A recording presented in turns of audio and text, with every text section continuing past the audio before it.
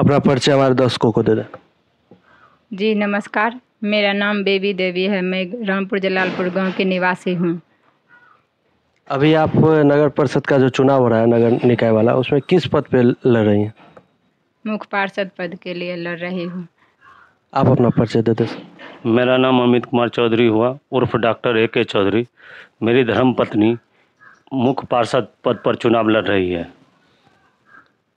जैसा कि चुनाव अभी हो रहा है, नगर निकाय का चुनाव है, पहले नगर पंचायत था ये, तो यहाँ पे क्या क्या विकास आप देख रहे हैं? पहले नगर पंचायत दलसिंह सराय था और अब विस्तार होकर के नगर परिषद बना है।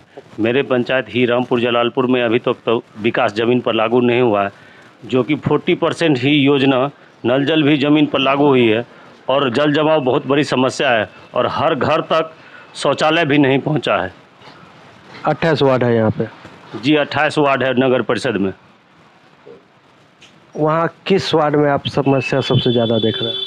क्योंकि अभी आप लोग तो जनसंपर्क में जाते होंगे, तो कहाँ के लोग सबसे ज़्यादा बोल रहे हैं जो हमारे यहाँ समस्या? लगभग 20 गो वार्ड ऐसा है जहाँ की बहुत बड़ी समस्या है। 8 वार्ड में 40% काम हुआ है, 60% बाकी है। और लेकिन 20 वार्ड ऐसा है, 20 गो वार्ड ऐसा है जहाँ पर काम कुछ भी नहीं हुआ है।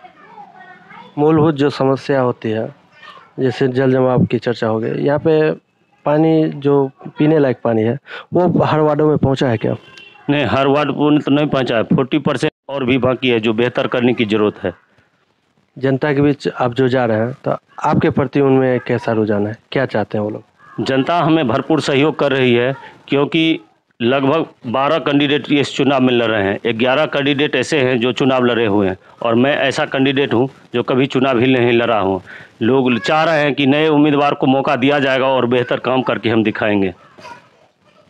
यहाँ पे अब बात करते हैं शिक्षा की। शिक्षा की व्यवस्था कैसी है? शिक्षा तो सरकारी स्कूल की शिक्षा तो बदतर स्थिति है। ये है जब जो टीचर अपने स्कूल में पढ़ाते हैं उनका बाल बच्चा जो कन्वेंट स्कूल में पढ़ते हैं, तब अंदाज कर कीजिए जो शिक्षा का क्या व्यवस्था रहेगा। शिक्षा चौपट हो स्थिति में पहुंच चुका है, जिसको बेहतर करने की ज़रूरत है। स्वास्थ्य की क्या व्यवस्था? स्वास्थ्य के दृष्टिकोण से अभी तो जब तक नीतीश कुमार जी हैं उस समय से तो कुछ स्वास्थ्य में सुधार हुआ है, लेकिन और सुधार होने की ज़रूरत है। यहाँ दलसिंह सराय में कैसी व्यवस्था है?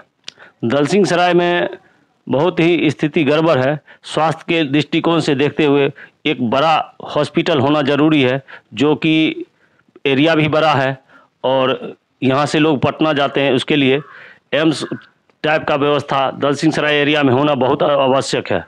यहाँ एम्बुलेंस की व्यवस्था होती है? एम्बुलेंस की व्यवस्था तो एक है, एक एम्बुलेंस है जो कि कम है, कम से कम 10-12 एम्बुलेंस होना ज़रूरी है। जनता अगर आपको चुन करके लाएगी तो आप क्या क्या काम करेंगे? हम जनता को सहयोग की भावना से देखते हैं, क्योंकि हम सहयोग ही, मेरा काम ही सेवा करना है।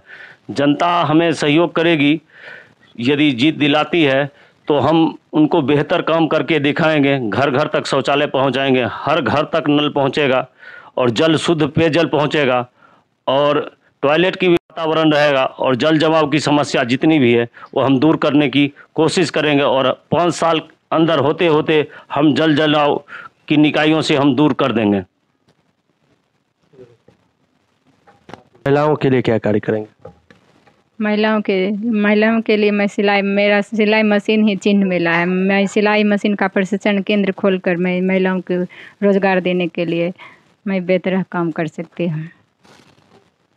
महिलाओं के लिए मैं लघु उद्योग, कुटीर उद्योग की व्यवस्था मैं करूँगी।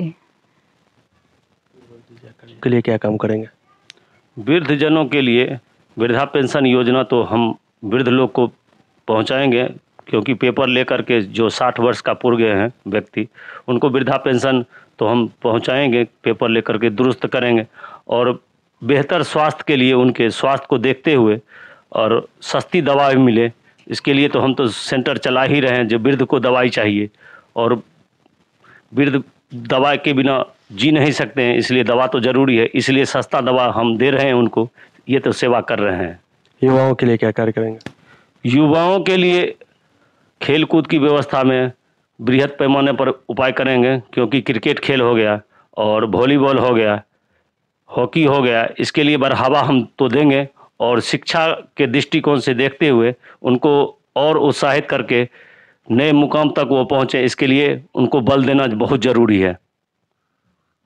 और अंत में हमारे चैनल के माध्यम से क्षेत्र की जनता से कोई अनुरोध करते हैं, क्योंकि एक बार वोट है अनमोल और पैसे वाले लगाते हैं इसका मोल, इसलिए नेक और ईमानदार व्यक्ति को चुनें, क्योंकि 5 साल के लिए आप प्रतिनिधि चुन रहे हैं, क्योंकि 500, 1000, 2000 कोई प्रलोभन देंगे, इस पर आप लोग अच्छे ईमानदार व्यक्ति को चुनें, यही बेहतर भविष्य 5 साल के लिए करेगा।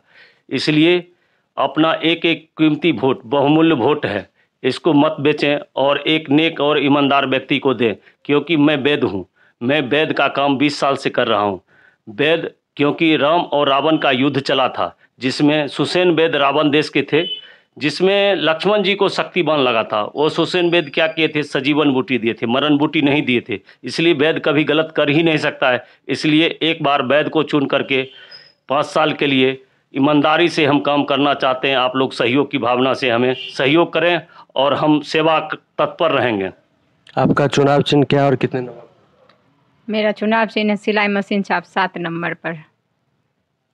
हमसे बात करने के लिए बहुत बहुत धन्यवाद। धन्यवाद। ओके सर, नमस्कार।